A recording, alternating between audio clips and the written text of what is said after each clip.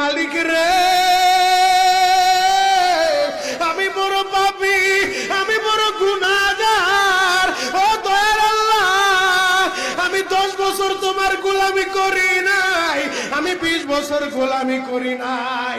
আল্লাহ আজকে মনিরুল ইসলাম শরীয়তপুরী আমার ভাই শোনা গেছে তোমারে বন্ধু বানাইলে ওই জান্নাত পাওয়া যাবে। মালিক রে তুমি আমারে দাও না মাফ কইরা। যুবক রে যদি কেউ আল্লাহরে বন্ধু বানাইতে পারে তার কোনো আর চিন্তা নাই, তার চিন্তার কারণ নাই গো বাবা। এ যুবক ভাইরা, দাড়ি পাকা বাবাজিরা, সবাই আমার দিকে একটা নজর তাকান। এই যে দেখেন আমি হাতের ভিতরে আহারে টিস্যু দিয়া কাফনের মতো একটা দৃশ্য বানায় ফেললাম।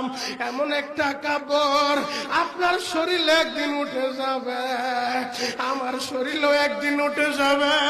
ও চেয়ারম্যান ভাইরা, ও মেম্বার ভাইরা, ও নেতা ভাইরা, ও আলেম ভাইরা, এখন কাঁদতে বলছি শুধু কাঁদবা।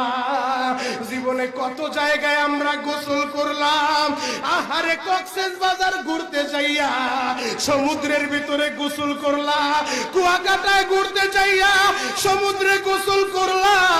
এই যে মাদ্রাসার পুকুরটা ভরাট করছে মসজিদের জন্য, বিশাল বড় ময়দান এখন হয়ে গেছে, এই পুকুরের ভিতরে কত মানুষ গোসল করছে। আবার পিছনে একটা বিরাট পুকুর হয়ে গেছে, ওই পুকুরে কত মানুষ গোসল করবে। ও সোনামুখীর বাবা গো, তোমার বাড়িতে নিজের টিউবওয়েলে কতদিন তুমি গোসল করছো, তোমার বাড়িতে দামি একটা গোসলখানা বানাইছো, বিদেশি ঝর্ণা লাগাইছো, ওই ঝর্ণার পানি দিয়ে তুমি আর আমি গোসল করি।